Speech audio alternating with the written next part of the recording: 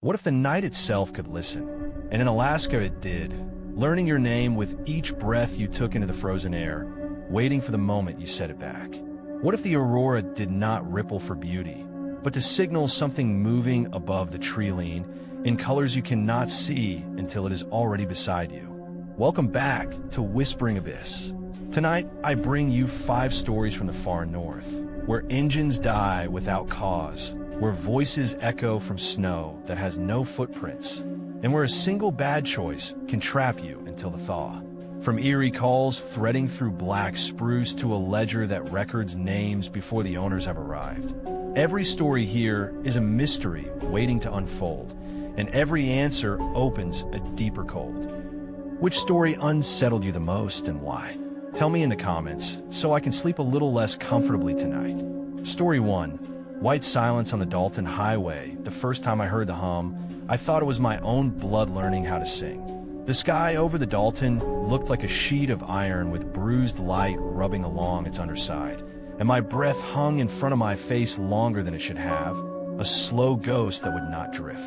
The road felt padded instead of crisp, like the snow had put a hand over its own. I listened for the wind and heard something steadier, patient under the noise, as if the night had tuned itself and wanted me to notice. I was hauling pipe north on a contract that could keep me afloat through spring. Miss it, and I would be begging for runs no one wanted. The CB muttered, the heater rattled, and my coffee had the taste of pennies. The dispatcher warned me about black ice, not quiet. I told myself I like the isolation. You tell yourself a lot of brave things when nobody is around to disagree. The spruce leaned against the road like spectators. The beams cut through them and found nothing moving, which did not feel like mercy. 2 hours in, the first stranded truck appeared where the drift had scalloped the shoulder. Put up, door half open, frost building little teeth along the window. On the metal below the handle, someone had scratched a message with a key. Do not stop for the silence. I read it before I understood I had read it. Like your mouth wants to be useful when your head cannot. My breath fogged over the letters and did not fade, a white film that tried to keep the warning to itself. I told myself it was a prank badly done. I pulled alongside because leaving someone out here is a sin that hangs around your neck. When I keyed the CB to call it in, the mic hissed and cut, then returned thin like it had lost weight. The hum came up through the floor in a low, even line. I stepped out of the cab. Sound went strange. The snow should have squeaked. It moved under my boots like felt and chose not to speak. In the dead truck's glove box, I found maintenance notes and a gas needle that lay below empty, harder than it should have been. The seat held a pinch of warmth that hurt worse than if it had been cold. The CB had been punched through with careful taps, not a fit of anger. The keys were missing.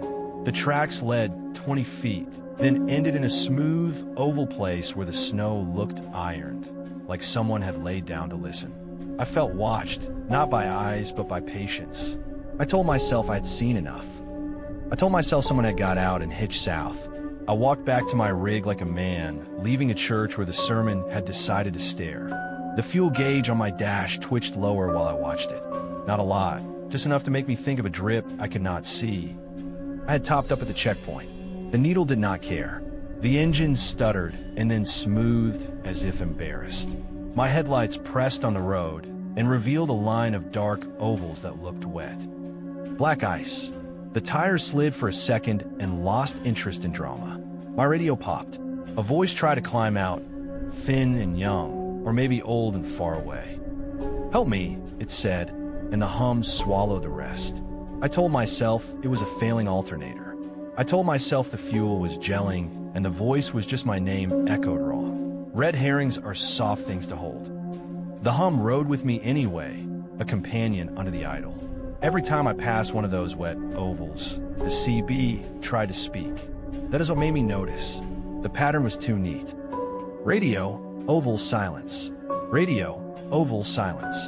If you have ever felt a broken thing follow a rhythm like it is proud of itself, you know the feeling.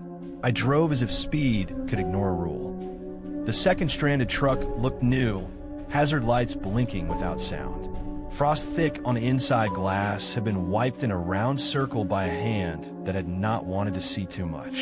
The door was shut, but the air around it felt busy, as if someone had just walked away and the cold had not finished filling the shape. I kept my engine idling and told myself to keep going. I caught a shape in the side mirror that made my shoulder tighten. It was not a person. It was a piece of the night where the world did not quite occur. I cut the engine to save fuel, and the world went even. No wind around edges. No shaker in the dash. I could hear the frost deciding where to land. The hum did not leave. It made itself more obvious because there was less competition. The CB cleared its throat and spoke again. Help me. It used my name after that. It said it the way my father used to when he wanted me to come to the porch and answer for something I did not admit to yet. I turned the key and the starter hit once, then stopped to think. The headlights stayed bright for 2 heartbeats and then dulled into a tired stain that flattened the trees toward me. The shapes came back into that half-light, moving slow enough to look considerate. Every time they neared the cab, the CB went silent. Every time they pulled away, a voice returned thin as fishing line, tugging. The fuel needle sagged another notch without asking.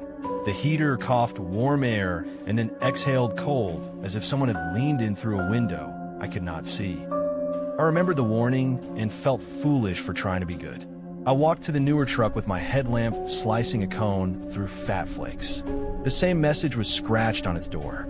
Do not stop for the silence. The letters looked fresh. Paint curls clung to the gouges. My glove came away with blue chips on it. I told myself someone had done it tonight. The quiet refused to argue. The ovals of black ice bracketed the vehicles like eyes. I followed the prints until the snow flattened into that listening place. When I called out, my breath did not drift. It hung in front of my face like a white ribbon. It moved without moving. That is the only way I can say it. The ribbon tugged toward the trees like a bait line, and I had to bite my tongue to keep from calling again. The hum rose to a note I almost knew. A branch remembered how to creak, then changed its mind. Behind me, the CB made a small, apologetic sound. I ran because running felt like I was stepping into an already written sentence. The gauge dropped again while I watched it, as if answering a question I had not asked. The engine caught grudgingly, and the hum settled under the idle.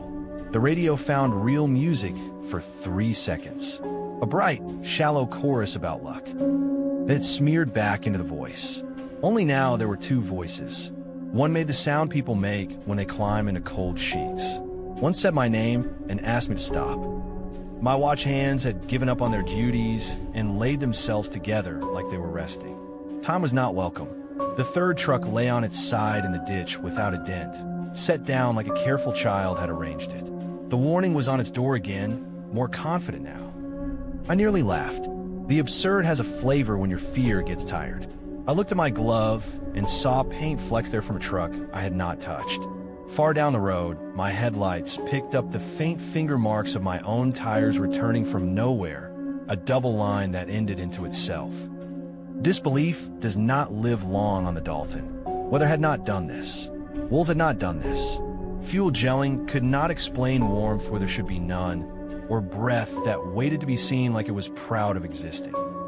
The red herring of the alternator died when I killed the lights, and the hum grew louder, impossible and pleased. This thing fed on more than power.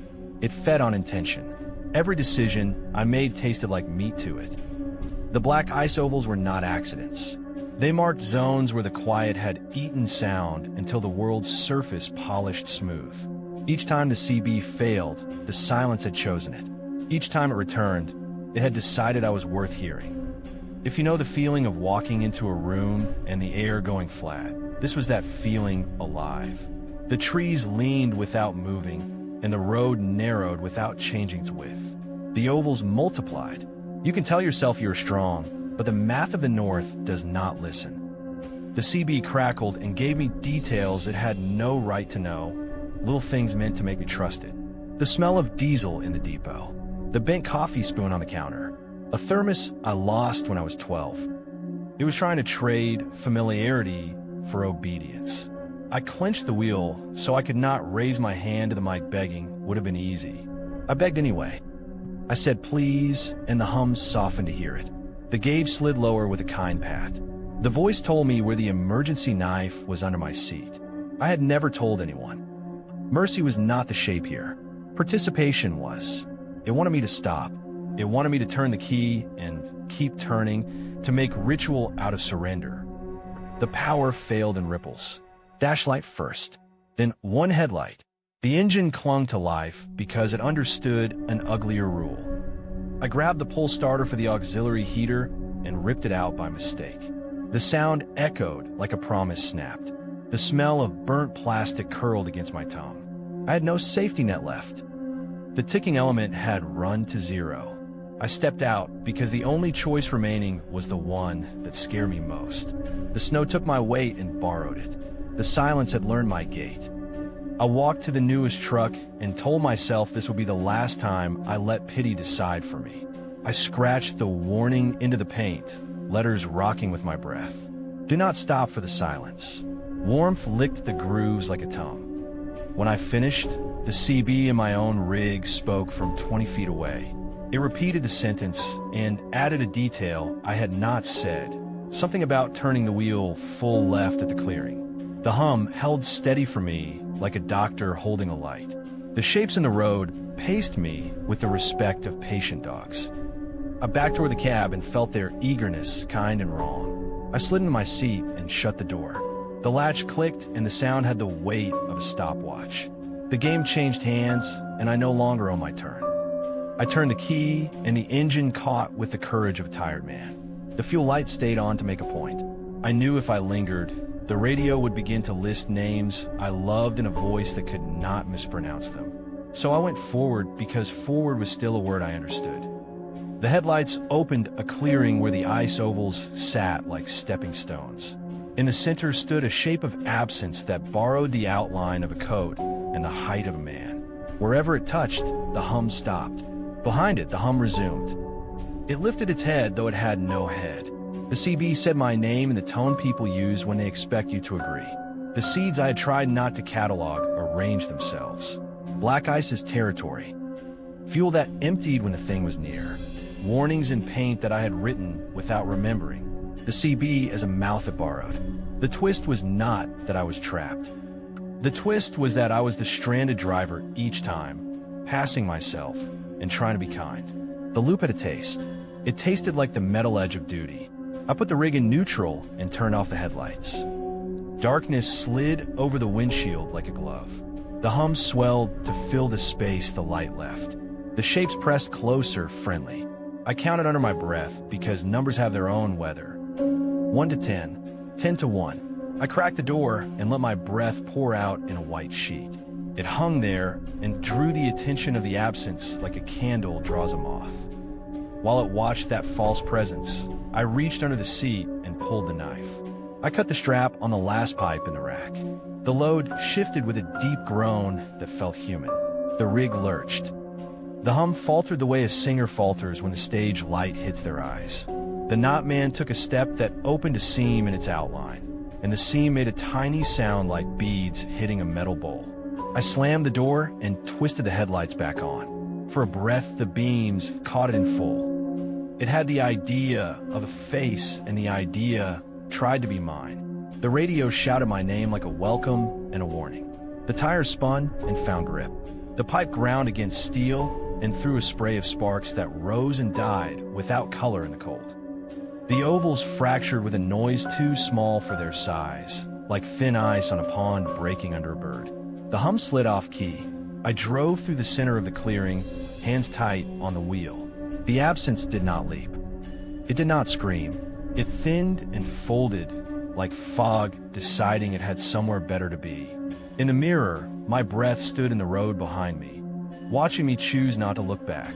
The depot lifted out of the trees as a rectangle of honest light. Chains clanked and voices argued and a forklift coughed. The hum retreated the way a dog retreats when a door opens between you.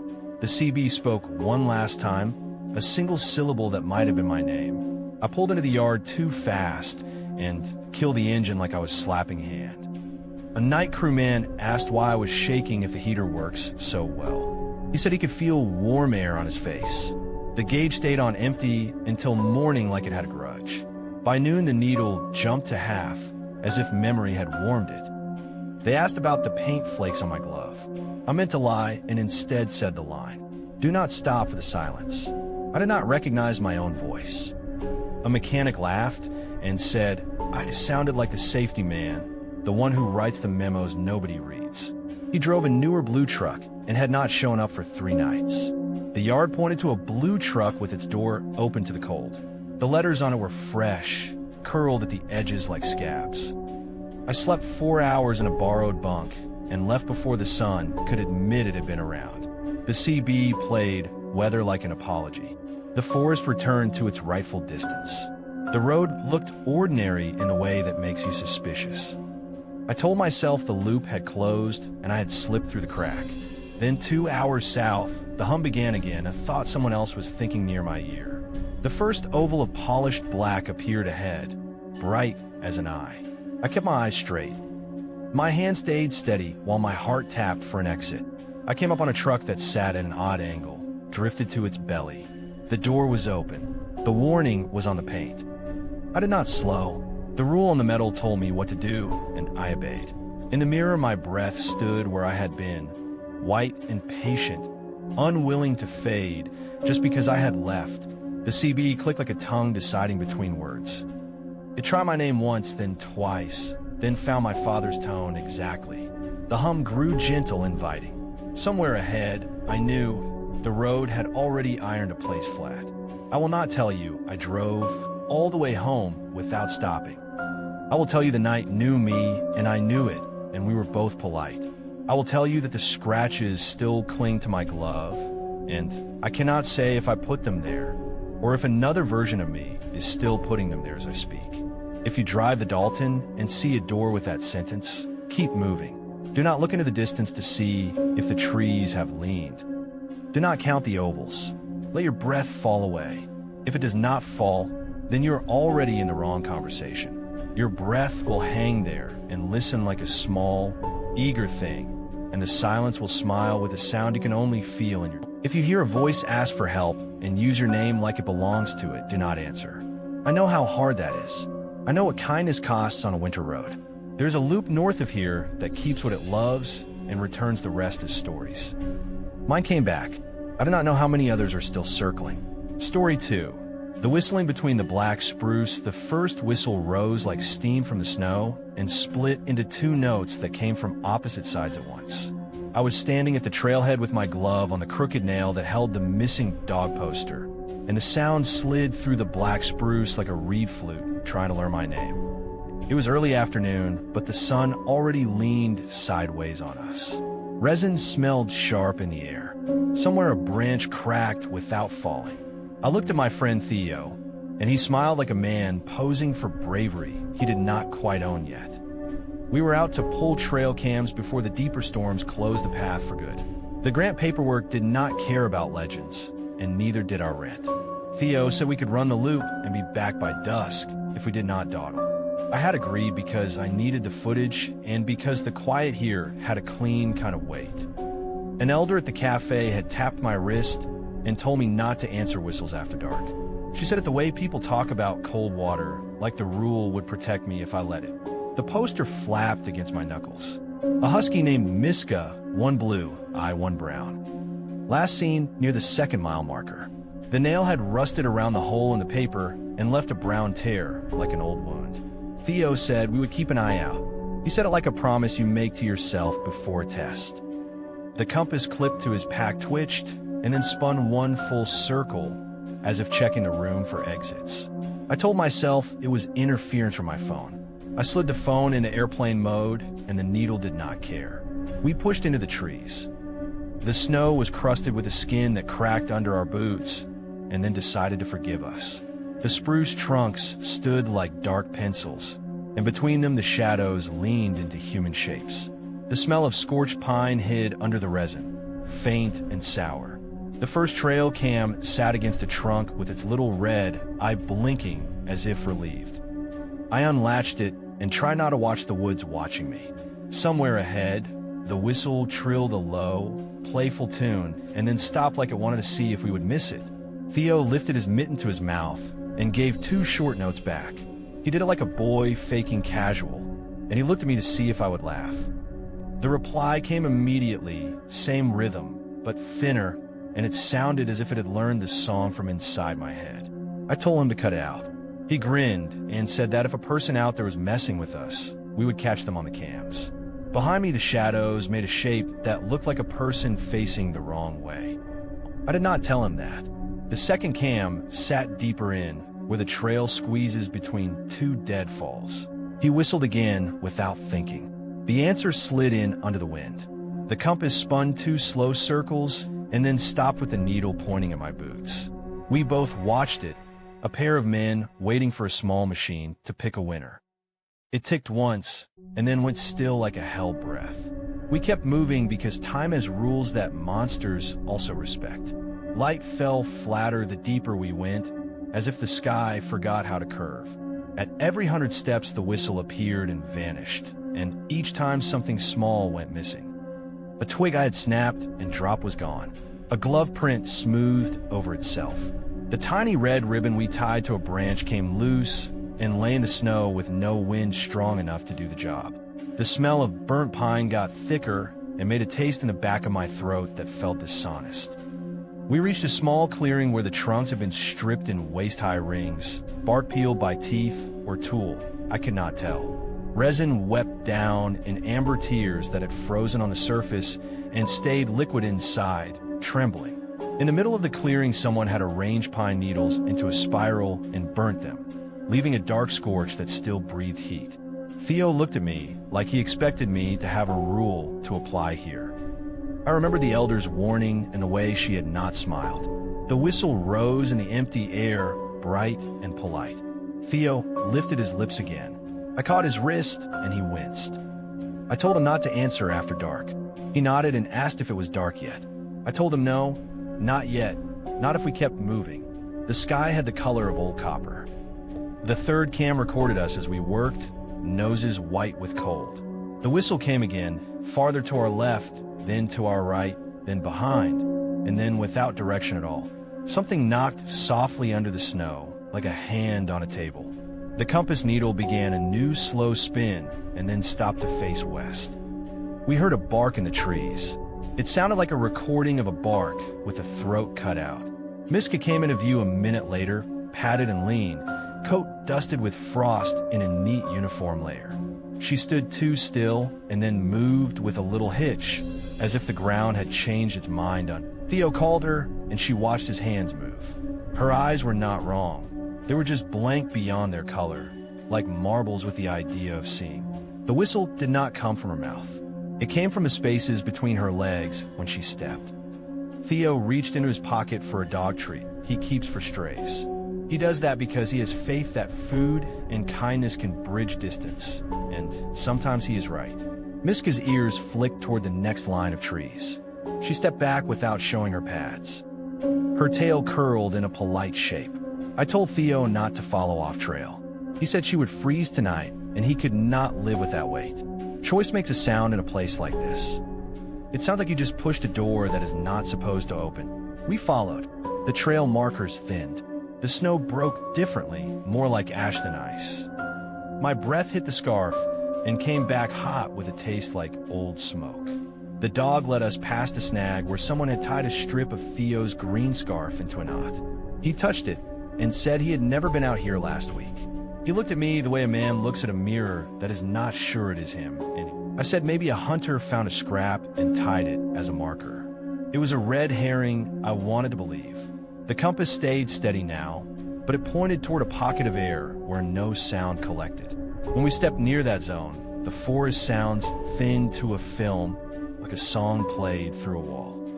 Miska paused there and lifted her nose as if smelling something upside down. The whistle returned, inches from my ear without touching it, a wet reed kind of note that used my name after it sang. I did not answer. Theo whispered my name and asked if I heard. I nodded because I did not trust my own mouth to keep from being helpful. The light lowered and the trees drew in closer, the trunks sketching bars between us and the orange shape of the west. Theo's phone died, even though he swore it had been at 60%. Mine showed a full battery and then showed 10. I turned it off and put it in my inner pocket. We pushed on because stopping felt like trying to stay dry in rain. The dog took a sharp right toward a narrow gap where blown snow had hardened into a delicate arch. The smell of burnt needles swelled. The arch hummed quietly, a note almost but not quite the whistle. We passed through and the world changed pressure. It was barely noticeable, like when a cabin door seals. My ears popped. The whistle went silent, and the compass spun so fast it blurred like a game show wheel. Miska turned to look back at us, and for the first time I saw her breath. It came out in a thin line, then broke into little round puffs that floated up and did not disperse like beads on a string. She stepped backward toward us, and the beads debated whether they should follow. Theo reached for her collar. There was no collar on her neck. He froze with his hand in the air. I stared at the place where his fingers hung because of what moved there. The air around his glove had a ripple, as if heat rose from an invisible candle. Small bits of ash drifted through his hand like fish through reeds. The whistle returned from the trees where we had just been.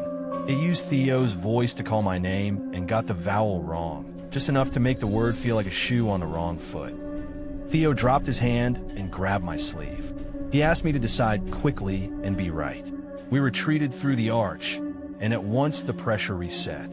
The whistle cut off cleanly, like a radio switched off with intention. The compass stopped on north and held there like it had chosen a side. Behind us, inside the arch zone, the shadows arranged themselves into 3 human heights, one taller, 2 shorter, none with heads that sat right on the bodies. Miska lowered her body and peered between her legs, like a dog ready to sprint.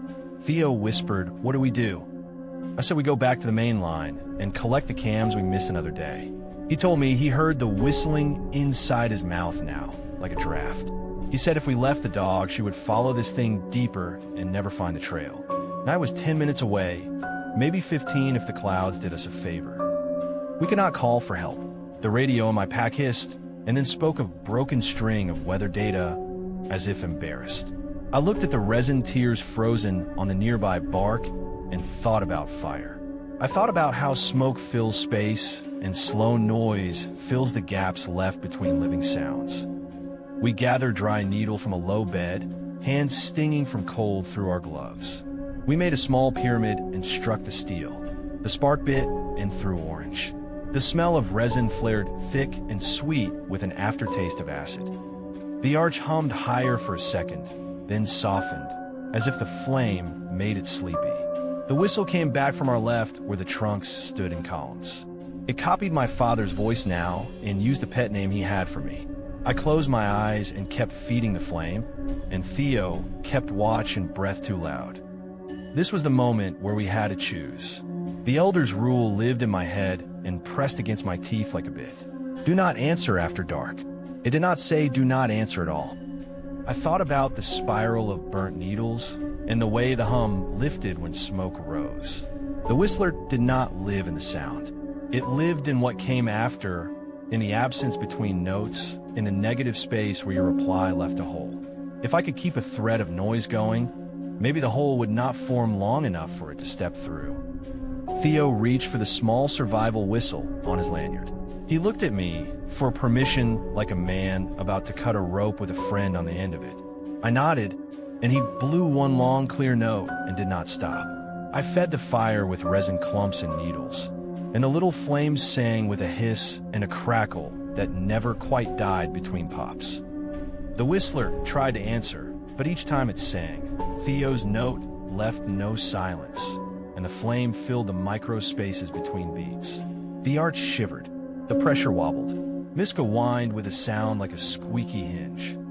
The shadows at the arch found their edges and lost them again, like figures under thin cloth. One leaned forward until it snapped into a man's shape wearing a coat, and for a breath the coat looked like my own.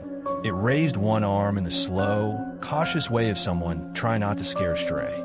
In its hand was a collar that matched the one on the poster. It was not a gift. It was a measure. It wanted to see what we would trade. Theo faltered, breath burning in his chest, the whistle note thinning. The humming from the arch rose to an ache. I took the collar. It was warm, and the warmth felt like a memory, trying to convince you it happened. There was a name tag. When I turned it, it did not say Miska. It said a name that belonged to a boy I went to school with who had disappeared on a different trail when we were 14. My mouth opened because memory is a reflex. Theo shoved me and shook his head, and he breathed into the whistle until his face went the color of wet paper. I put the collar down in the snow without speaking. The shadow's hand opened as if accepting that price. The arch buckled like heat above a stove. The whistle answered from above us now. From the canopy, a braid of thin notes that braided my name and Theo's together and tugged downward. The dog pressed against my leg and shook, but her shaking had no rhythm. She did not make sound. I thought about the missing poster and the rusted hole and the nail in my hand at the trailhead. I thought about the spiral we had found. This was a pattern. Where the whistler sat, bark peeled and rings and smells went wrong and memory exposed its soft underside. I lit 2 more small piles, one to either side, until the clearing sounded like a low crowd in a church. Theo lowered the whistle for a single breath to cough, and in that sliver the thing entered with a coolness like a hand through water. It stood behind him, or maybe he stood in it. He jerked as if surprised by his own shadow. The compass on his strap spun a full loop and stopped on him, needle trembling. I put my mouth to the whistle on his lanyard and blew, and the note shivered my teeth, and the shadow stepped back as if I had pushed it. In the language of old warnings, there is always a catch. The elder had said, "Do not answer after dark." I understood then that the catch was not about time. It was about how many times you answer. Once is an anchor, twice is an agreement. 3 times, and the song belongs to something else. Theo and I had whistled once each in daylight, and once each now, and the thing waited to close a door. I kept the note steady and gestured to Theo. He understood because he is quick when he is scared. He took the dog's ruff and moved her toward the arch. I tossed resin into the flames until the hiss lifted into a high scream that made my eyes water and my brain itch. The shadow leaned and thinned and reached for the space inside my mouth where the note had to end. I blew harder. Spots danced at the edge of my vision. Theo slipped through the arch with Miska. The pressure popped. The whistle above us twisted into something like a laugh. The shadow flickered and planted a mark against the side of a tree that looked like a mouth pressed to bark. It felt like a promise and a timetable. I stepped back and kept the note going until my legs shook. While I could not hold it any longer, I dropped the whistle and clapped my hands together hard, then slapped my jacket, then stamped and spoke nonsense with my mouth open just enough to keep sound moving. The shadow poured forward and met a wall of nothing special, just small noises linked into a thread. It did not like that. It liked gaps. I backed toward the arch with my stupid noise armor and the flame to either side, and the creature pressed close, thin and tall and disappointed. We burst through. The night fell on the other side like a sheet thrown over a chair. The compass settled and pointed at the way home. Miska stood between us and watched with eyes that still did not choose a focus. Theo's lips were white with cold and tight from work. We ran in a careful, small way that does not lose breath. The whistle followed, but could not find the same door. It tried my mother's voice and used a word she had for me that no one else knew, and I felt it try the inside of my throat for space, and I did not answer. We reached the old footbridge, and the sound of moving water built a blanket under our feet. The whistle hated that. It sharpened until it turned into a thin scrape like metal on glass. Miska balked, and then jumped down and vanished under the bridge. Theo called, but only with a hiss, not with a tune. We dropped to our knees and listened. In the dark, under the boards, something sighed like relief or resignation. The smell of burnt pine faded and left only the honest stink of moss. We went on because we had to beat the last light to the parking lot. At the trailhead, the missing poster had bent in the cold. The nail sat straight. On the paper, someone had pressed a ring of pine needles into the soft place where the tear had widened, a little wreath fixed with ice. Theo did not touch it. He clipped the compass from his pack and stuck it on the sign, and it stayed pointed toward the deep woods like it was refusing to look us in the eye. I turned to check the trees. Between the trunks, the shadows gathered and smoothed, and then separated like a crowd letting someone pass. The whistle did not come. Miska showed up in town 3 days later. She sat in front of the cafe door at opening time and wagged with a polite rhythm. Her fur shone. Her eyes were glass, beautiful and remote. When she yawned, the sound came a half second after the mouth opened, and when she drank, there was no sound at all. The owner cried and thanked us for keeping the posters up. That night, she sent me a video of Miska sleeping. The dog whistled in her sleep in 2 parts, the second answering the first, the notes meeting in the middle like hands. I keep the small survival whistle in my pocket now. I do not use it. I listen when the wind stacks on itself between the spruce, and sometimes the smell of burnt needles slides under my door before the note arrives. On my voicemail, there is a single message with a high reedy tone that never stops and never begins, like someone stretched an instant into a wire. When I hold the phone in my palm, the skin prickles as if a mouth is pressed to the other end. I have not counted how many times I answered before I knew better. I try not to. If you go out past the 2nd-mile marker, look for bark rings and little spirals of ash. If your compass starts to spin when the forest goes quiet, stand in your own noise. A low song under your breath will do. A jacket zipper, you keep worrying, can keep a door closed. If you smell resin and something burnt that is not smoke, check the sky. If it is late, do not whistle. If it is early, whistle only once. Leave your name where your breath cannot carry it. Walk home without turning to see if the shadows have decided they resemble you. Sometimes I wake at night with air moving through my mouth, and I know I did not pull it. The sound sits on my tongue and waits for me to decide if it is a reply. I get up and run the tap, and I let the water set the rhythm, and I stand beside it until I remember how to breathe. The next morning, there are pine needles on my windowsill that I did not track in. They lie in a circle, small and patient, as if they are practicing what they need to be. That is the part that worries me most. Story 3. Raven's ledger at Port Chilkoot. The ledger started writing before I touched it. A slow scrape like a quill dragged a crossbone, and the sound came from the page even though my hands were at my sides. I could smell wet feathers in a room with no windows, like a bird had just shaken itself above my head and left the air damp. Outside, gulls argued with the tide. Inside, the book breathed on the table as if the leather had a chest. I told myself it was the wind finding a seam, but the windows did not rattle, and the pen was not in the inkwell. Port Chilkoot wears its history like a coat someone forgot to take off. Old parade ground, old fort, old customs house with a lock that sticks if you do not talk to it. I was cataloging artifacts to keep the grant alive and my job with it. Winter meant ferry schedules that punish mistakes, and a storm line was coming in hard from Lynn Canal by nightfall. The harbor master told me to be on the last boat unless I wanted a bunk with the ghosts. He laughed when he said it, but he pointed at the book when he laughed. It sat there on the oak table, big and smug, the kind of ledger that used to decide whether a captain paid or left his cargo stacking on the dock.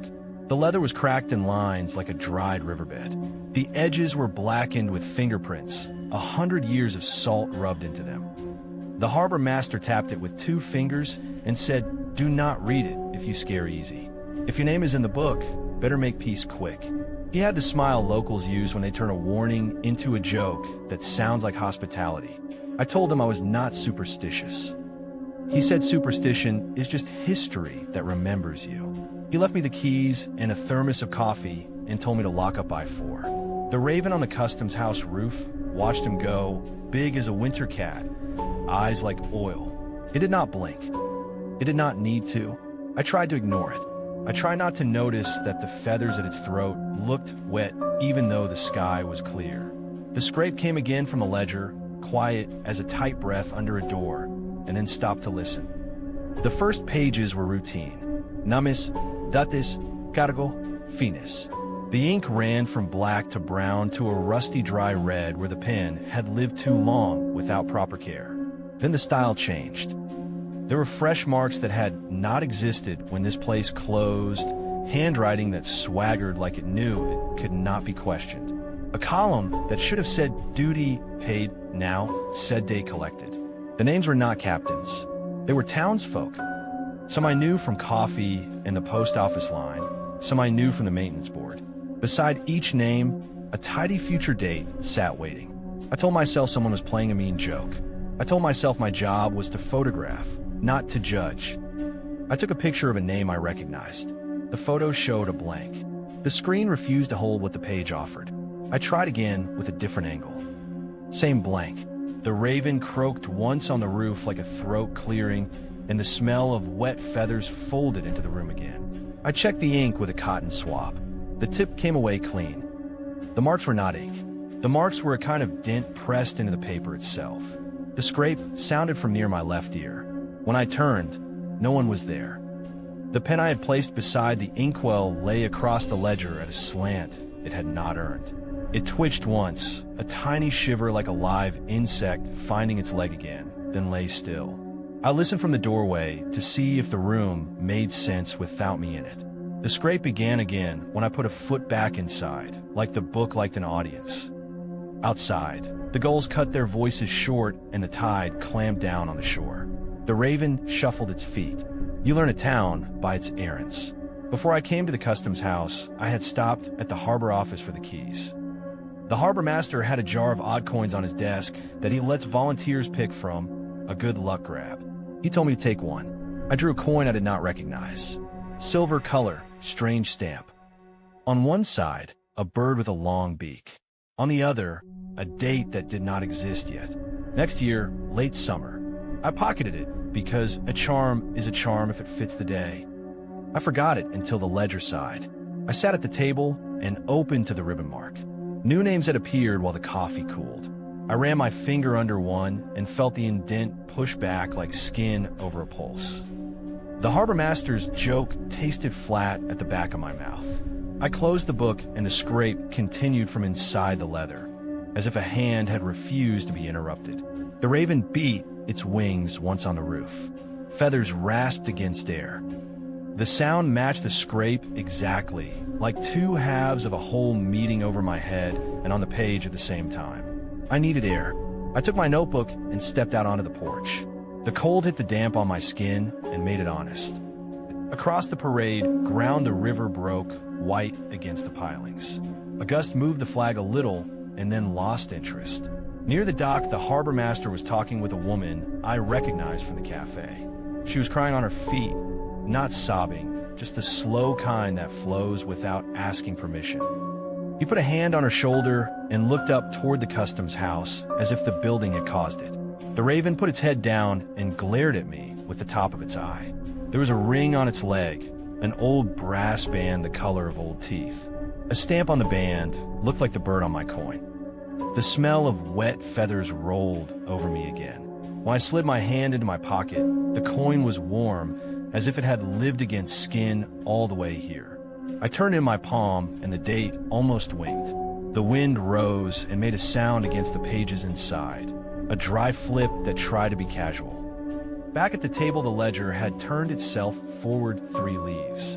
The ribbon lay where I had left it, defeated. The scrape was faster now, and I could hear the scratch of a letter I recognized. The first curve of an R. The tail of an A. My name has too many humble shapes. It is easy to start. The book made a sound as the quill bit, the same sound you hear when a small fish nips a surface insect. I pressed my hand onto the page to stop it and felt the paper heating under my palm. The smell of feathers filled my nose. The quill kept moving under the lower right corner of the spread, under the part one was not touching, scribbling with a careful hand that did not need light. I slid my palm and left sweat on the vellum. The scrape moved with me, staying just out of reach.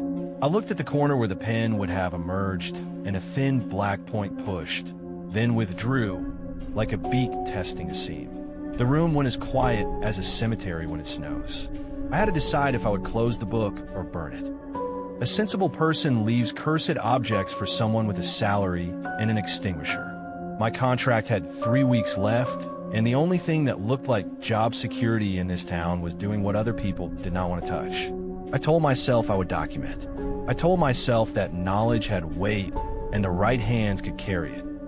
The ferry horn flattened across the water, a single long note like the beginning of a funeral hymn. I had a deadline. I had a storm. I had a joke about death that had stopped being funny as soon as my name took shape. I tried to lock the ledger in the cabinet.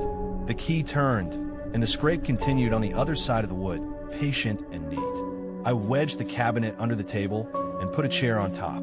The scrape kept time with my pulse. The raven stepped on the roof in a circle like a man checking a rope before a climb. The harbor master knocked on the door and leaned in without waiting. He asked if I had seen Claire from the cafe. I said I had seen her crying. He said her brother's skiff had gone out and not come back. He saw my face and looked past me to the cabinet. "You read it," he said, and his voice went soft. I told him I'd cataloged it. He shook his head and rubbed his sleeve like his arm itched where a band might have been. He said he looked at it once when he was new. It wrote down the name of a man he did not know, and that same day a stranger on the ferry fell off the ramp and did not come up. The book collects. That was the word he used, collects. He said he would not touch it now. I asked why it was still here. He said the men who tried to carry it out found the weight changed with every step.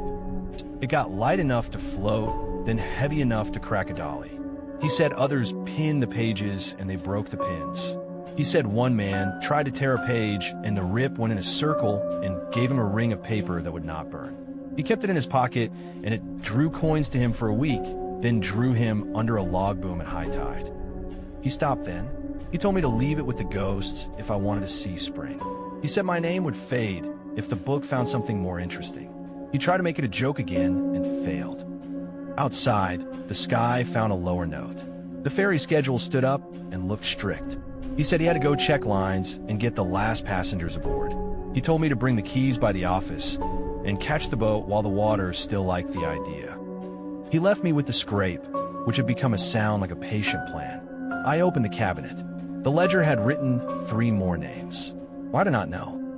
One I knew as a woman who sells bait and gossip without deciding which is which. One was my own, the first name already complete, the second still finding its shape. The date beside it matched the stamp on the coin in my pocket. Late summer next year. It felt like a courtesy. It felt like an apathy. I thought about leaving. I thought about opening the book to the middle and folding it until the spine split. The raven landed on the sill and peered in with one eye. Its beak clicked against glass with a sound that had a rhythm. Talp talprist, talp talprist. A kind of clock. I lifted the latch, and the window stuck on swollen paint, then gave with a small squeal that embarrassed it. The bird smelled like the inside of a wet coat. It hopped to the edge of the table and put its head down, close to the page, and breathed like a person who has been running and wants you to notice they have calmed themselves. The quill under the paper pushed up against the vein in its throat and paused there, savoring. You can hate a thing that looks at you, or you can talk to it. I asked what the ledger wanted. If I had been wiser, I would have asked who, but I asked what because objects are easier to move than gods. The raven made a sound that lived between a croak and a word. It sounded like keep. It sounded like account. I asked what it was keeping. The smell of wet feathers strengthened. Something small and round dropped onto the page, a coin from nowhere. It rolled to the gutter and stopped with the future date facing up like an accusation. I took the coin. It felt like any money until I looked away. When I looked back, it felt heavier. The raven opened its beak and held it there for a count of 3 as if to show me the hinge. I thought about taking the ledger and throwing it into the tide. The bird cocked its head, and inside the cabinet a page turned on its own, as if to a chapter for beginners. The ferry horn sounded closer now. The storm line moved down like someone pulling a blind. The harbor master shouted to someone and laughed into the wind so they would follow him. I made the kind of decision that pulls another decision behind it like a net. I lifted the ledger, and it came easily at first, then resisted like a body turning in sleep. I carried it out onto the porch. The raven flapped onto the railing, steady as a bishop. Snow had begun in polite dry beads. The water below wore a new hide. I thought of the story he told about the dolly cracking. I thought about fire. There was a barrel behind the customs house where we burned packing waste. I set the book on the lid and pulled matches from my pocket. The first match blew out. The second bent. The third caught and made a gold that wanted to be a sun and then remembered it was only wood. I held it to the corner of the ledger, and the flame tried, then skittered sideways. The smell of wet feathers got into my hair. The raven hunched, interested. The book felt cold, not room chill, but cold like a stone that has lived underwater for a long time. I fed the match to the corner again, and the leather drank the flame without a mark. A scrape sounded under my palm. It was writing while I tried to burn it. I flipped to my page and saw the last letters finish with a flourish. Beneath the date, a neat line read collected, with no explanation. The book offered me the courtesy of time. It offered me the lack of time. I tore at the lower right corner and felt the paper resist with a muscle. The rip did not travel toward the spine. It curled into a round. I ended with a paper or coin the size of my palm, a ring with my name thin around it. The raven snatched it, turned it once in its beak, and dropped it onto the barrel lid. It lay there and did not soak. Snow found it and slid off. When I picked it up, the ring felt like both nothing and promise. The fairy horn bleated impatient. I had to choose, and this was the worst truth. Leaving meant I would carry the ring with me like a curse hiding in a favor. Staying meant the storm and the dark in a room with a book that knew the shape of my name better than I did. I put the ring in my coat and closed the ledger, and for once the scrape did not continue. It waited to see what I was worth. At the harbor, the last line of cars crept onto the deck. The harbor master saw me and waved me forward, then looked past me and frowned. The raven sat on the customs house roof in the weather, feathers clumped, band dull. It looked like a cathedral gargoyle that had misplaced its reign. Claire stood near the office door with a phone to her ear and no one on the line. I gave the keys to the harbor master. He asked if I was catching the ferry. I said I was. I said I would be back next week. I did not say what I carried. He touched the shoulder of my coat where the ring lay against the fabric and did not look at me. He said sometimes the book offers an extension. He said sometimes it lies. He said do not get too happy if money starts to find you. It will take its due in a form you forget has your name on it. He pointed at the ramp. I drove on board because a person can be brave without being stupid. The ferry pulled out and the dock slid away, and the book turned a page in my head even though it was not. On the crossing, the coin in my pocket multiplied. Not a number, in presence. Each time I checked, there was another reason to notice it.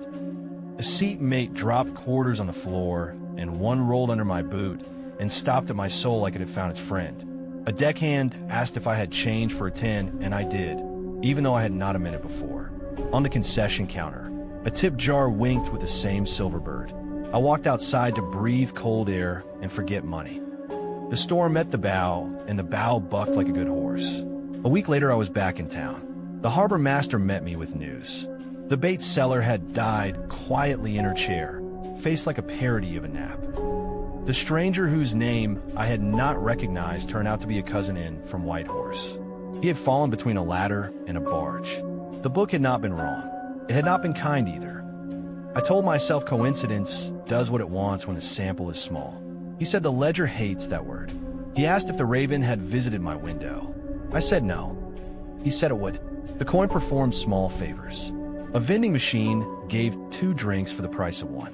A laundromat refunded a wash that had not jammed. I gave the extras away to strangers because superstition and charity have a handshake. The smell of wet feathers found my apartment when the windows were closed. When I woke at 3, I heard a scrape from my kitchen and found a grocery receipt on the counter with a new item listed at the bottom in neat hand. Collected, it said, with no price. I folded the receipt and put it in the drawer where I keep old letters. I visited the customs house at noon on the brightest day of that week. The raven sat inside now, on the chair at the head of the table, a posture like a clerk. The ledger lay open even though I had left it shut.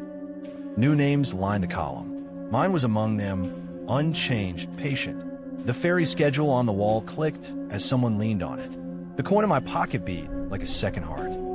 I touched the brass band on the raven's leg without thinking, and the bird did not object. The stamp on it matched the coin down to a nick near the tail. I tried a different approach. I wrote a name in the ledger myself. Not a person, I wrote storm. I gave it a date and a time. I set the ribbon. The quill did not move. The room did not approve.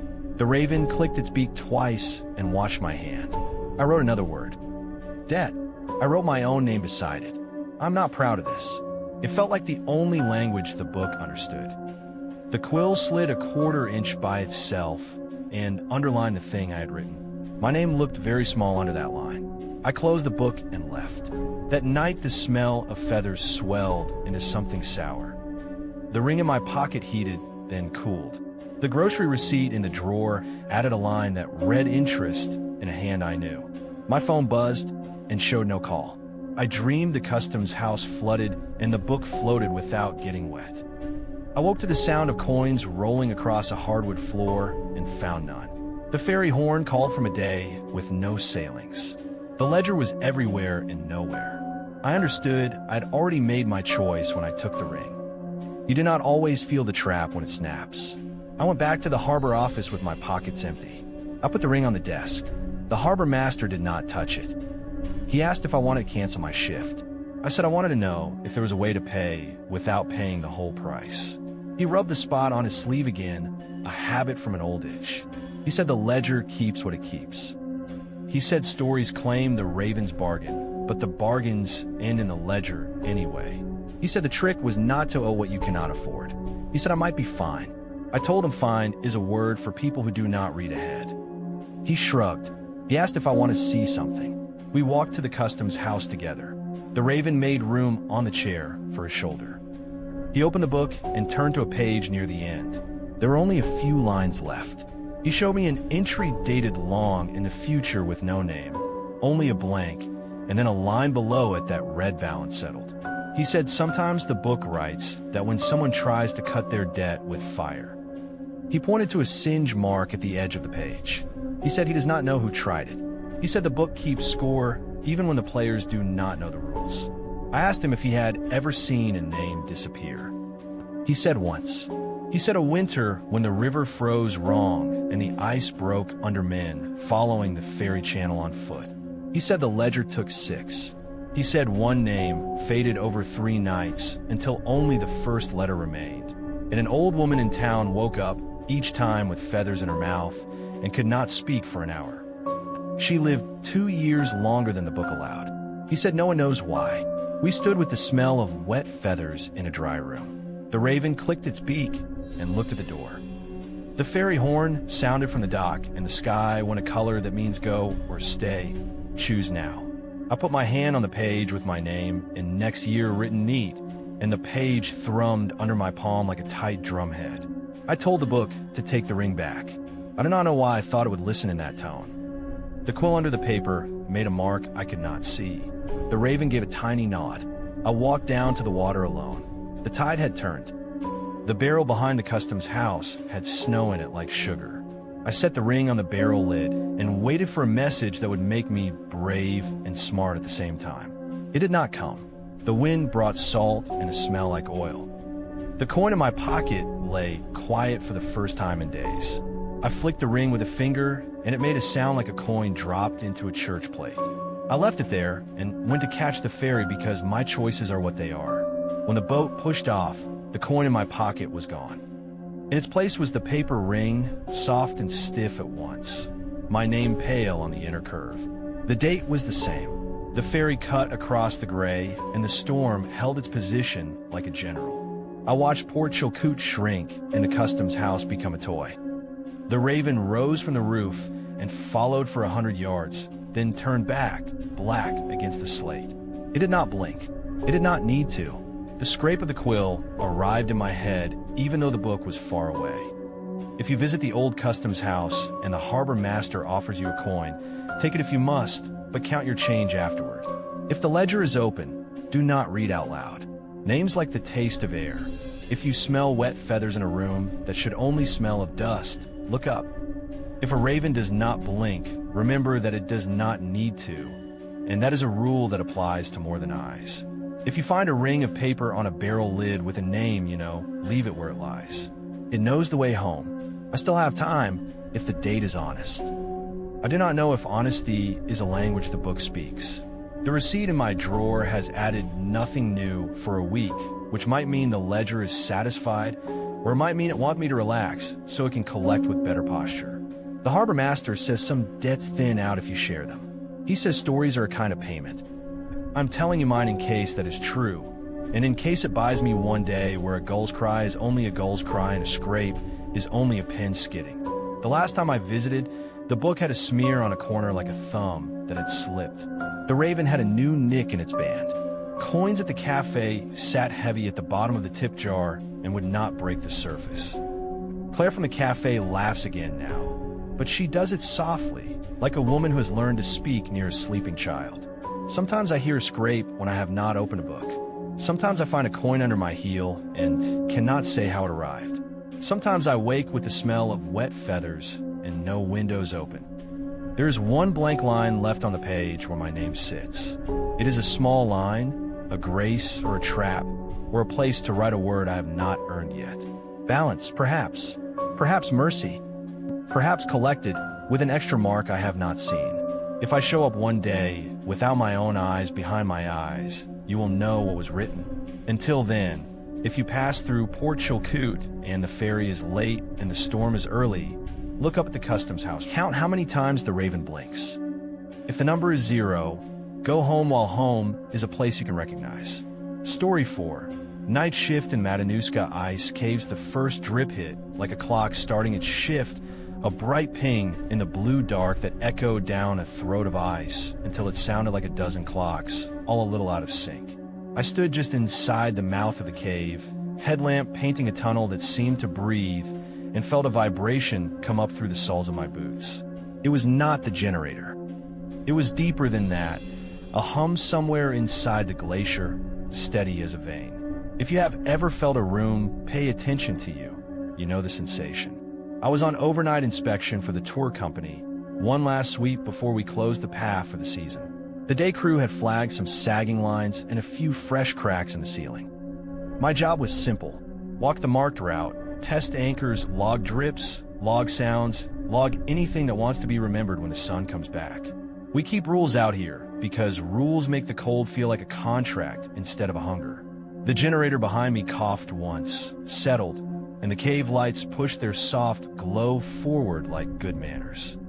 There was a trail of old boot prints a few yards in, half frozen into the floor and stretched by the slow creep of ice. We leave them sometimes to show guests how long the cave moves while no one is looking. Tonight the prints did not line up with any tour path. They were offset a little closer to the wall, like the walker had favored the shadow. A name rose with them, unwanted. Curtis. He was a seasonal guide who went missing late last year. We do not tell guests that part. We tell ourselves he left. I radioed the outpost to say I was entering Chamber 1. A hiss, then silence. Then a fragment of my own voice came back like it had been practicing, a second late. The walkies have dead zones. Everyone knows that, but the echo on this frequency made my teeth itch. I logged it, tightened the strap on my helmet, and followed the rope line. The drip kept time. The hum rolled under it like a hidden belt. When my glove brushed the wall, the vibration sharpened and settled into my bones. Not unpleasant, just intimate, like a cat leaning into your leg. I moved slow, counting steps between anchor bolts, checking for frost bloom that might tell me where new air was sneaking in. The ice had that deep blue that feels like distance, even when it is inches from your face. Shadows moved in it, not on it, as if something on the other side caught my light and thought about returning it. I told myself it was trap bubbles, a trick of refraction. Red herrings are a part of this work. You lay them out for your fear to eat while you do the job. The hum did not care about my little story. At the bend to Chamber 2, the generator flickered. The light dropped and sprang back before my breath finished the shape of a curse. That is normal when the line is loaded. We tell new hires. Do not panic if the cave blinks. It would be more honest to tell them the cave blinks when it wants your attention. I touched the wall again to steady myself and felt the vibration respond, a little surge, like a pulse answering a pulse. My headlamp caught a smudge in the ice. It looked like a face pressed to glass for a second, then slipped backward into blue. I knelt, and tapped an anchor with a wrench. Good ring, note Dalton.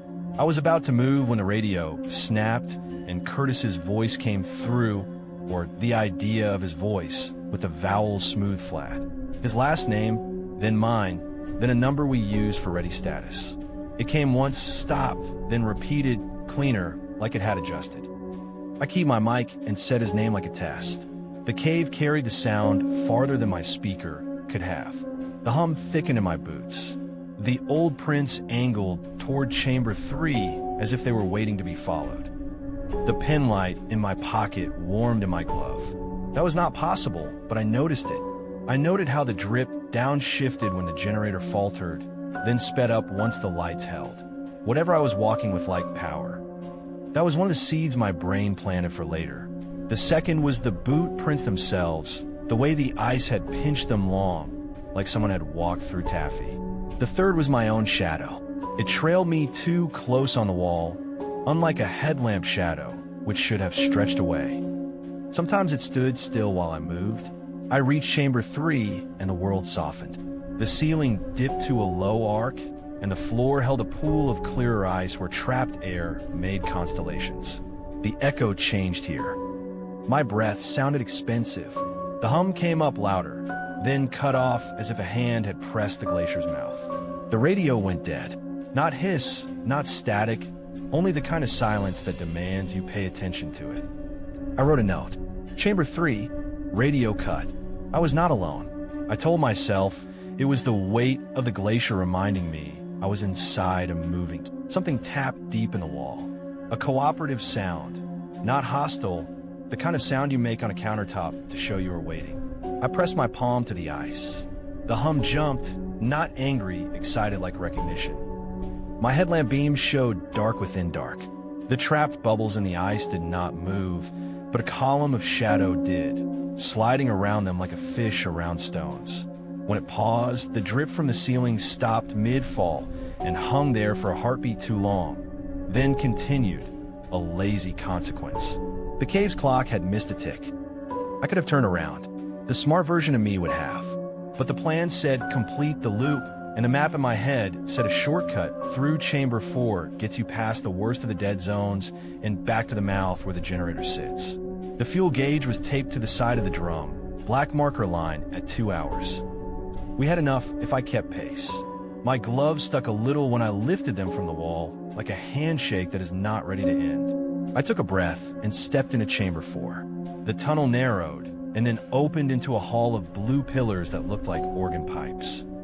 The lights hummed overhead, fluorescent and meek, and the wires sagged into graceful catenary curves. The old prince bent here, hugging the edge where the pillars met the wall. My light caught something in the ice at knee height, a cloth strand, embedded and waving by a fraction, like a thread in water. Curtis wore a red scarf on tour days. We joked that the glacier would eat it. He laughed and said we should let it chew. The thread vibrated toward my glove and then went still. I hear you asking why I did not retreat. The honest answer is I wanted the story to be proof that I had done the shift right. Also, I wanted to know. Curiosity is a ladder and a hole at the same time.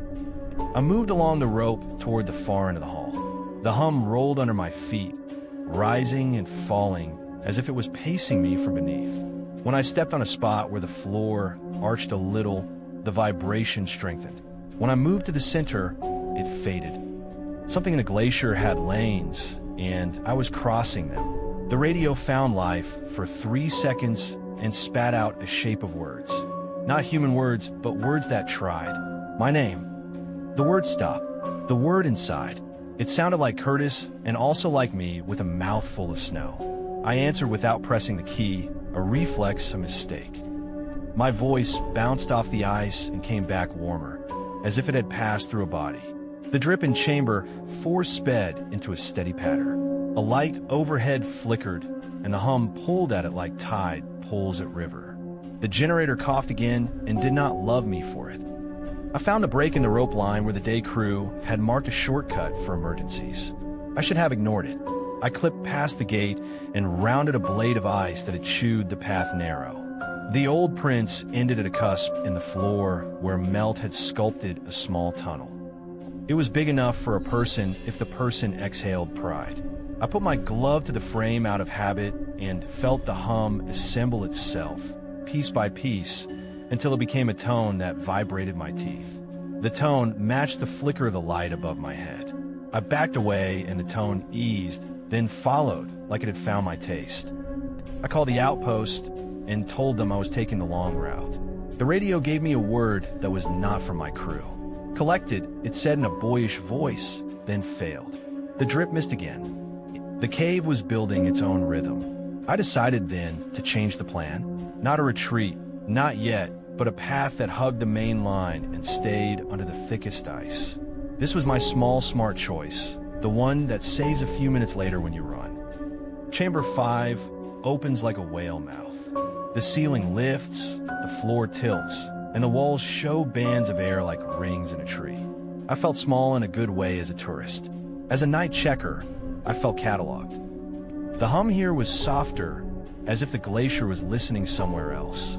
The walkie cleared, and I heard my supervisor say my name twice, then ask for check-in. I answered quick. He told me the generator was drawing heavy.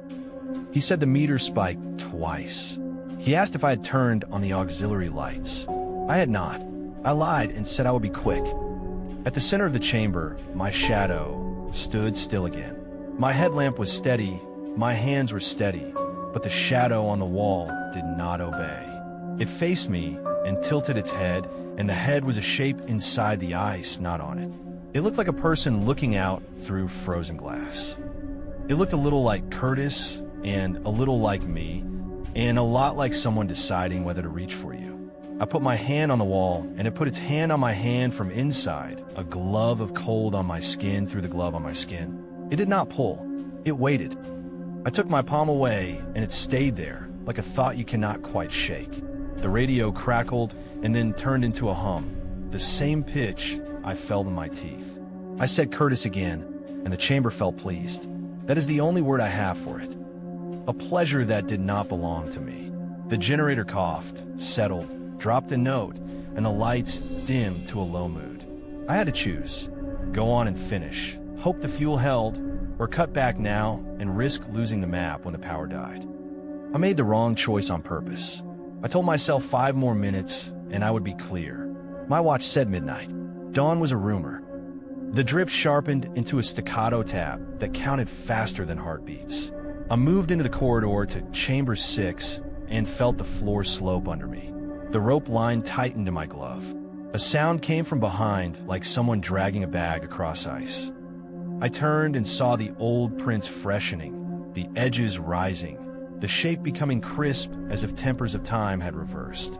The wall shadow kept pace beside them, patient. Halfway down the corridor, the radio failed for good. No hiss this time. Just that heavy, private quiet. I spoke louder to hear what I sounded like. When you are alone, your voice belongs to the cave first. The hum wrapped it and rolled it back. The generator gave one long effort and the lights pulsed and held. I stepped into chamber 6, and the hum stopped as if a conductor had raised a hand. The silence was so pure I could hear the tiny scratch of frost growing. My breath toyed with my mask. The drip reset to the first patient ping, as if time had been forgiven.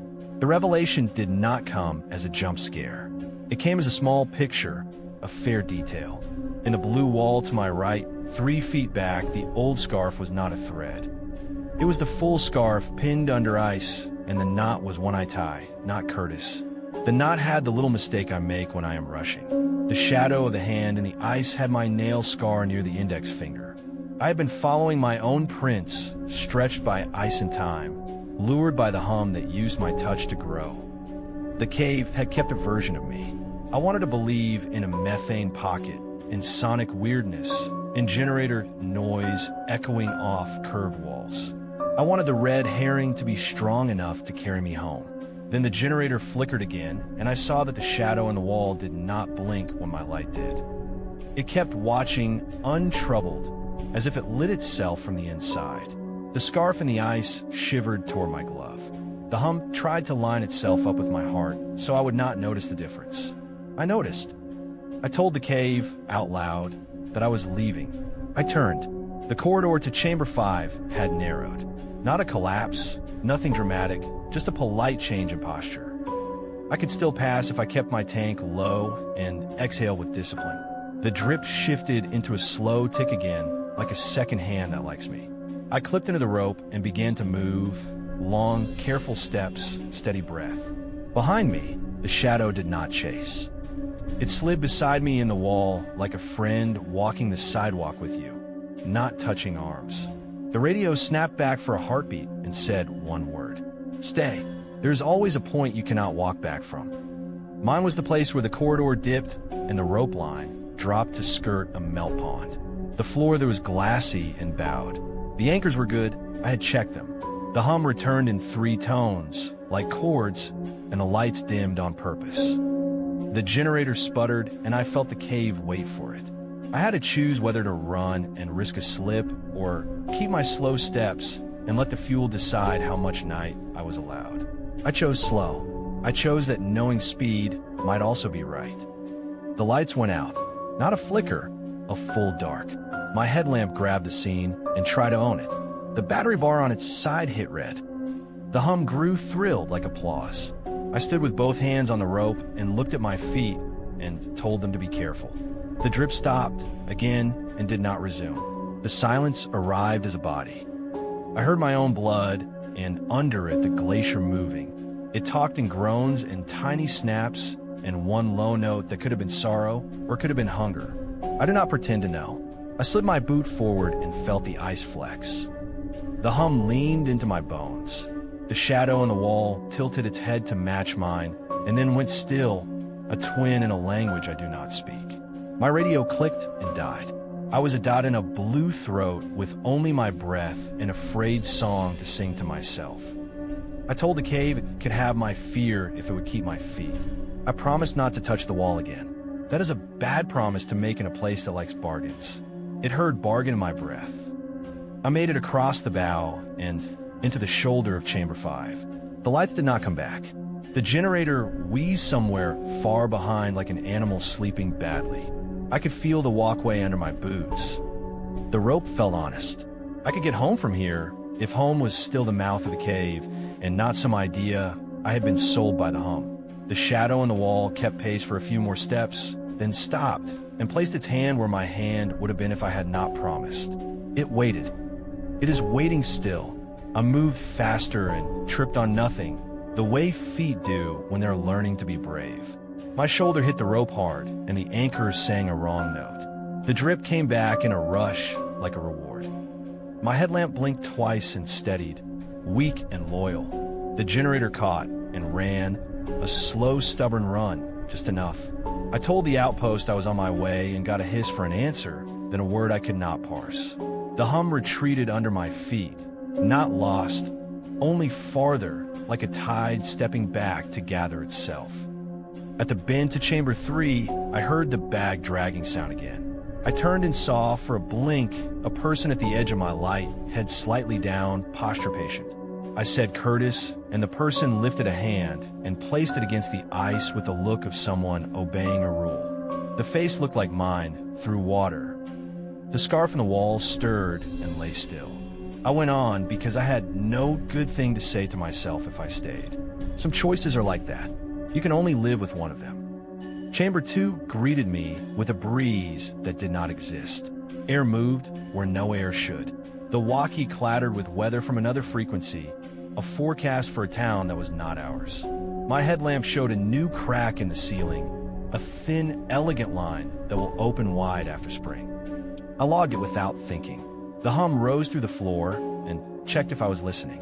I pretended I was not. The generator sagged and held. My watch said dawn was a guess and not a fact yet.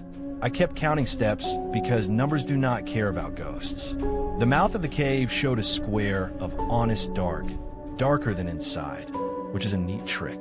Outside, the generator sat in its little shed, shivering.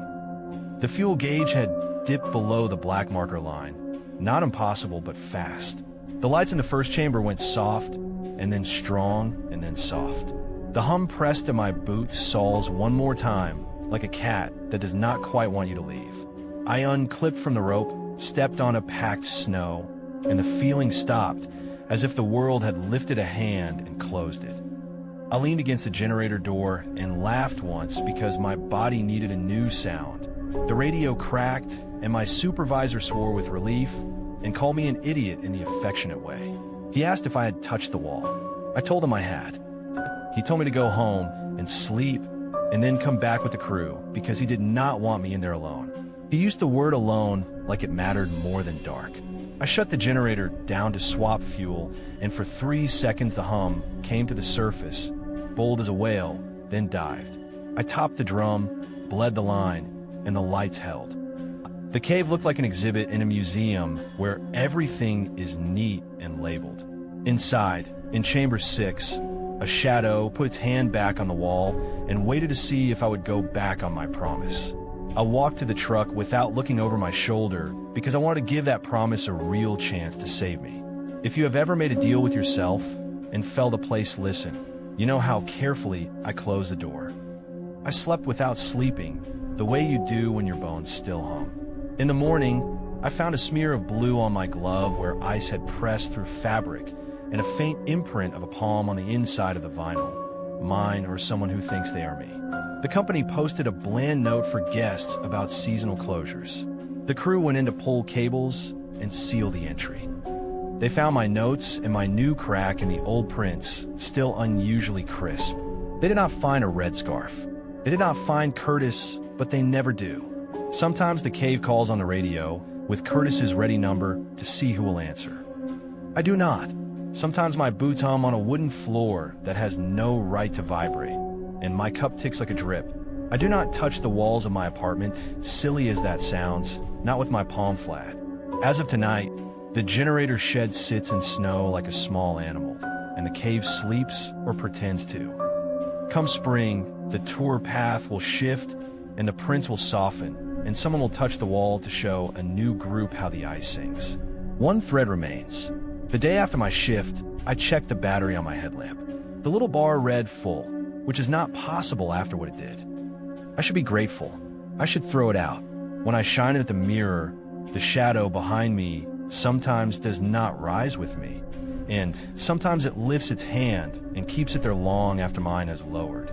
If you go to the Matanuska ice caves after the thaw, and you hear a hum in your boots that matches your name, remember this. Keep your glove to yourself. Keep your promises. Keep moving. Story 5. The drifting house on the Kuskokwim, the lantern burned in a window that had no glass, and the flame leaned toward me as if it knew my name.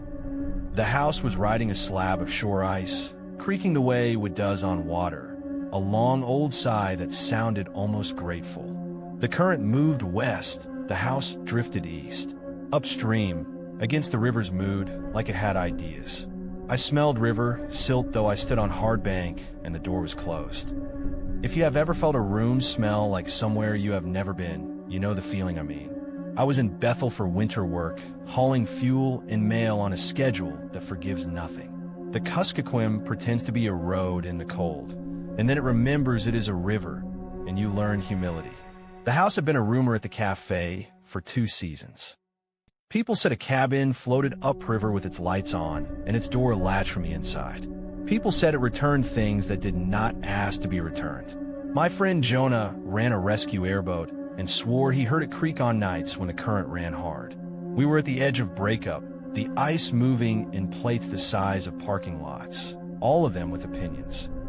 Jonah had called me out to see the lantern. He said if I saw it, I would understand why he kept extra rope in the boat and why he had taken sleeping with his boots close. I told him it was a prank house pushed by wind. He shook his head and said wind is not the only thing that pushes here. He pointed at the lantern and asked if I smelled the silt where we stood. I did, and I said nothing. The house slid closer with a quiet authority, like a person who never needs to hurry. Its porch skimmed the ice, leaving a line that closed behind it, as if the river did not want to admit the passage. The flame did not gutter in the lantern glass, which was cracked all over like frost had done its work, and then stepped aside. Jonah said locals saw it upriver as far as Napaskiak, and then again down past Oscarville, as if it chewed miles and returned them. He said an old man told him not to climb aboard, not even to look through the door. I asked him why the house mattered. He said because his sister's name had started to show up in places it did not belong. In a Bible margin, in a school roster from a year she never attended, in chalk on a freezer door in a fish camp she had never visited. He said the house collects names and returns them when the river rises. He said he could not explain it without sounding foolish. He looked at the lantern and added that foolishness is a tax you pay when you love someone and the river has already taken everything else. We tied a line to a birch stump and waited for the ice sheet to bring the porch within reach. Jonah had done this before, that was obvious. He had knots ready, and a grappling hook he pretended was for logs. The house creaked in reply to the river and lowered a step as if it wanted to be polite. The smell of silt thickened. I put a glove on the railing and it felt like a hand, cool and damp, not wood. The door had a latch with a bit of rope threaded through. The rope trembled, a little show of breath, then went still. I asked Jonah if he seriously meant to board. He asked me if I seriously meant to let a thing drift past with his sister's name in its mouth. He pointed at the lantern that burned too steady. He said if I heard my name come from inside, I was not to answer. The rule felt familiar, like something I had grown up with without noticing. He leaned and unthreaded the latch and opened the door the way you open a sleeping person's hand, careful not to startle. The room breathed river at us. The floor creaked like a boat, though no wake moved. We stepped into the narrow hallway. Lantern light painted the walls a tired color that used to be white. The house had been used by someone who loved shelves. They lined one wall, empty, and I felt the emptiness the way your tongue feels a missing tooth. Wet footprints lay on the floorboards, bare, wide, and neatly spaced, as if someone had walked out of the river and paused to listen. The prints led to a closed room and stopped at the threshold. There was no mark beyond the sill. I did not want to cross that line, and I did not want to leave it alone. We called out to announce ourselves, careful not to use names. The house listened. The lantern flame lifted a little, a small acknowledgement, and then lowered as if conserving itself. The wet prints shone, then dulled, but they did not fade. There is a taste to river silt that lives in your mouth long after you have left the bank. It found my tongue. Jonah lifted his hand and made a sign I'd seen him use at rescues, a little circle that means finish quick or not at all. He opened the door to the room with the prints and stood to the side. It was a parlor of sorts, with a low couch and a stove that had not been lit in years. The lantern in this room had no oil in its belly, only a wick sunk into a glass belly that held fog. The wick glowed like a worm lit by a child's flashlight. On the floor sat a chest with a lock that did not belong to it, a brass thing too new for the scuffed lid. The chest rattled, a small polite sound, as if something inside wanted to speak and was practicing. Jonah stepped back. He said this was the part where people made mistakes. We listened. The house creaked. The ice outside shifted and complained, wood on water and water under wood, a sound like a ship tied to a dock that keeps arguing with the rope. The chest rattled again, 3 times, then settled. On the couch, the cushion had a wet mark where someone had sat recently, the shape the body makes when it leans forward to think. The smell of river mud pushed at the back of my nose. I put a hand near the lantern and felt cold where heat should be, a perfect negative, a little vacuum, shaped like we had a plan, or at least a rule of thumb. Do not stay long. Do not answer if your name is called. Do not open what is trying to open itself. Jonah had broken the 3rd rule before, and that was why we were here. He had cracked the chest last winter and heard things that did not leave him alone afterward. He had not looked all the way. He wanted to look all the way now. He said if we did not open it, the house would keep returning. He said his sister's name would keep appearing like a bruise that never fully heals. I tried a red herring on myself. I told myself the rattling was ice, the lantern was a trick of static, the upstream drift was wind tugging on a plate with a weird profile. The house allowed the lie and then took it back. The floor under my boots tilted. Not much, just enough to make me adjust. The rope moaned on the birch stump. The river shifted its attention. I told Jonah to be quick if he meant to be foolish. He put his hand on the lock, and the lock apologized by being warm. He looked at me like a man reaching into dark water. He lifted the hasp. The chest stopped rattling. The lantern brightened a fraction, a minor encouragement. The lid rose with a sigh that came from inside the wood itself. The smell of silt folded over us, a soft, wet blanket. Inside the chest lay little things. Driftwood slats carved with names. Bone pins with initials scratched into them. A handful of river stones, each wrapped with thread like tiny anchors. A folded paper that had been folded and unfolded so many times that the creases had learned to live without fibers. Jonah did not touch the paper. He lifted a slat and held it to the lantern. His sister's name was on it. Not freshly carved, but not old either. The cut edges were pale and clean, the way wood is when it has not had time to oxidize. The letters looked like the work of someone who had practiced on softer material, then moved to real oak and learned pain. He put the slat back, very careful, and I saw another beneath it with my own last name in a hand that could have been mine. I did not touch it. I would have sworn then that I had never told the house anything. It looked at me anyway. It knew what to write. The floor lifted a little. The ice plate carried us forward with a quiet ceremony. The rope on shore went tight, then slack, then tight. Outside, a crack popped across the river like a shot. Inside, the wet footprints shone anew, as if someone had stepped in them again. The chest lid wanted to close. Jonah held it. He said if the house collects names, maybe we can collect the house.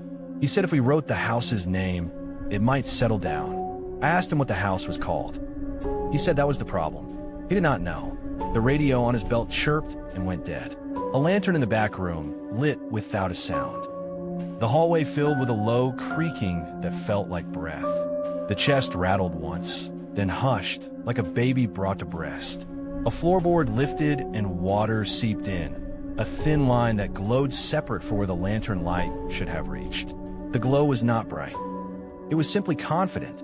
I told Jonah we should leave and hold the line and let the house drift by. He said the house had been drifting by for 2 winters and had not left them alone. We made a bargain with the kind of thing you should not bargain. We would write a name, not a person, not a place, a verb. We would put the river into the chest to see if the house would decide it had enough to carry. I pulled my knife and trimmed slat. I carved in careful letters Kuskokwim, vowels steady, consonants clean, little mistakes unimportant. The lantern bent toward the knife as if learning how to trace. Jonah held the chest lid up with his shoulder, breath fast.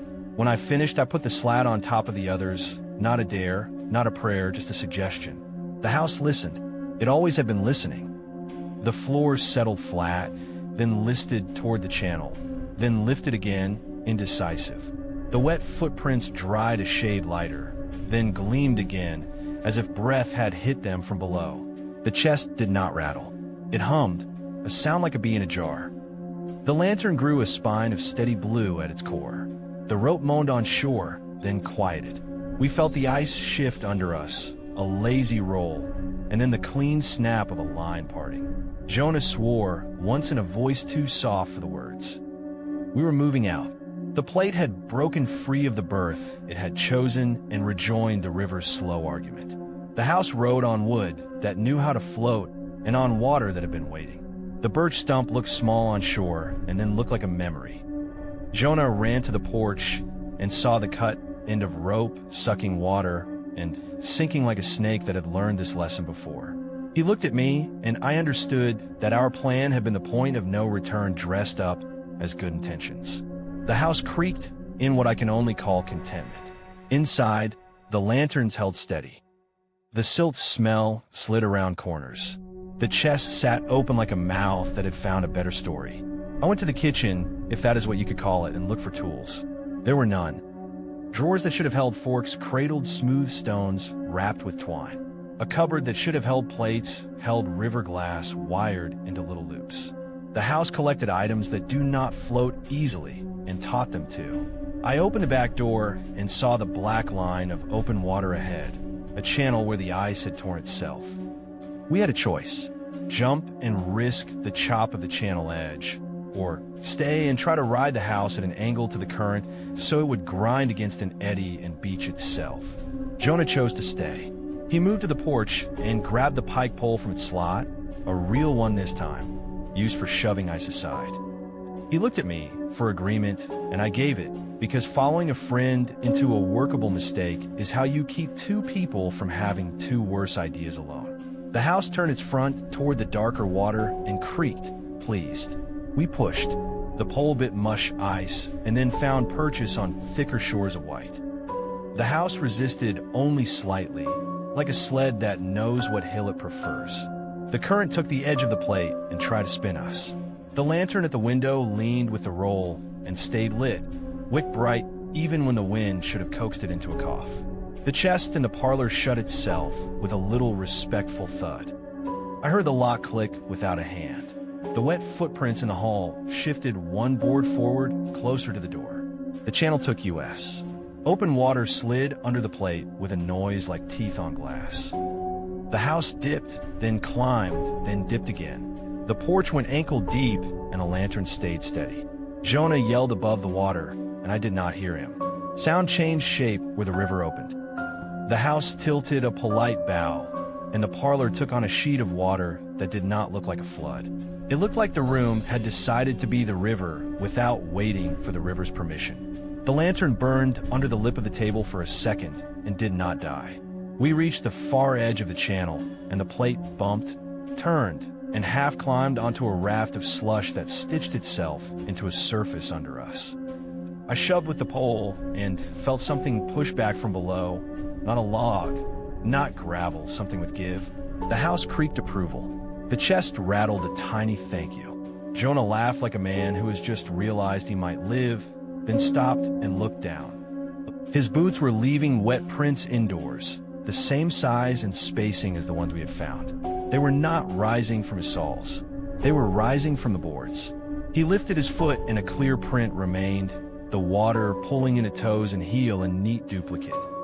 He took a step back, and the print that should have been behind him appeared at the threshold to the hall, as if his motion and the house's memory were not using the same map. He looked at me and used my name, and the house smiled with a little groan. I told him not to say names. He nodded and put his hand on the doorframe, and the frame felt briefly like a wrist. The lantern in the back room brightened, steady amid the wet. We edged toward a slow eddy, a little back swirl near a cut bank where tugboats sometimes rest. The house seemed to approve, or pretended to. The deck rose and fell less. The silt smell thinned, then returned thicker, like a warning. The chest rattled a polite, unhappy sound. I went to it, not because I wanted to, but because every other choice would have been pure panic. The lock looked embarrassed. I opened the lid. The slats had shifted. The top one had flipped and showed me my last name again. It had been carved a shade deeper. The river stone under it pulsed once against its thread. There was a paper under the stones. I unfolded it carefully.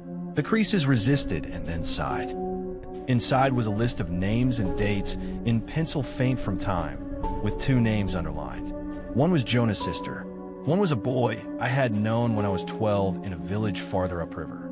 He had drowned during breakup, body found clean as a seal, no marks. Someone had written beside his name, returned. Someone had written beside hers, waiting. At the bottom of the paper was a blank space with a hint of a pencil stroke, ready to begin a letter that looked like the top of my last name. The house made a small sound, a creak with a question in it. The lantern flame went blue at the core, and then white for an instant, the color of a snow glare. The floor rose an inch, as if the house were taking a breath. The chest lid leaned toward my hand. This is the part that changes a person. I picked up my slat carved with the river name and placed it on the folded paper. I said, not loudly, that the river returns what it loves. I said I was not a name to be kept. The house listened and did nothing. We ground into the eddy then, hard enough to make both of us stumble. The plate stuck on a tar of shredded ice, and we did not move for a count of 5. Then the back edge lifted, and we rotated slowly until the porch kissed the bank with a muted thump. Jonah jammed the pike pole into the mud and held us. I took the rope that had been snaking on the deck and threw it around a stump. My hands knew the knot before my head did. The house creaked in a tone that sounded almost offended. The lantern burned in a way that dared us to hope. We stepped on ashore, boots sinking into a soft line of slush and gravel, and tied the second line and the third, the way you do when you do not trust the first two to be enough. The house settled its weight across the ropes and then twisted slightly, testing. The silt smell puffed once from the doorway like a sigh. The wet footprints in the hall dried to a shade lighter than dry wood and stayed there, a ghost print that might last forever. The chest made no sound. The lantern dimmed, almost a gutter, but then held, stubborn as a small town. We stood there, both of us breathing hard in little white clouds, and waited to see if the river would change its mind. It did not right away. Jonah looked at the house like a man looking at a dog that has finally come when called, but might bite anyway. He asked what I had seen in the chest. I told him about the names. The word waiting, the word returned. I did not tell him about the pencil stroke that wanted to become the first letter of my name. There are kindnesses that are also lies. He looked at the lantern and nodded once, like a man paying a debt. We walked backward along the lines, hands ready to feed slack or pull tight, the way you do when the river is a partner you do not trust. The house did not fight us. A little piece of ice banged into the plate, and the sound traveled through the floor into my boots and up into my teeth, a small warning. We made it to the birch stump, tied off, and stood there until our shoulders stopped listening for new instructions. The lantern's light changed color with the evening. It did not go out. A woman walked by on the trail and paused and did not look at the house. She smelled the silt and kept moving. That night, in my room above the garage, the smell followed me. It came through a window that did not open and settled in the hallway outside. My socks made damp crescents on the floor when I went to the kitchen, even though I had dried them by the heater for an hour. I did not turn on the stove. The blue on a pilot light can look too much like a lantern when you are tense. I slept and woke and slept, and sometime near morning I heard would creak as if on water. The sound came from under the building and then from behind my head. In the following days, the house did not drift. People came to look and then pretended they had not, because curiosity is expensive. Jonah sat on shore with the line and drank coffee like prayer. His sister's name stopped appearing on strangers' lists. It appeared once on the back of his glove, written in a wet finger mark that dried to a clean arc that would not wash. He said that felt like permission. He did not sound relieved. The chest remained shut. The lock did not ask for us. The wet prints in the hall kept their color and did not accept dust. 2 weeks later, the river broke for real. The eddy tore out. The house waited, then slid into the open and turned its porch toward the east again. We stood on the bank with our lines and our stubborn good intentions and watched it go. The lantern did not falter. The chest made no sound. The house creaked the way wood does when it has chosen its work. Jonah called after it. He did not use a name. The house did not answer. It moved upstream against a fast flow, polite as ever, the way you will see a strong swimmer cut a current and not be in a hurry about it. I will tell you what still worries me. In my apartment, there is a short hallway, 3 steps long. On damp mornings, a set of bare, wet prints appears there, towing toward my door, evenly spaced, the same size each time. They stop at the threshold and do not cross. When I set a lantern on the windowsill at night as a foolish test, the flame leans toward the glass as if a mouth waits outside and wants to read by it. When I open the chest in my head, because that is where it lives now, I can hear something inside rattle once, then choose to be patient.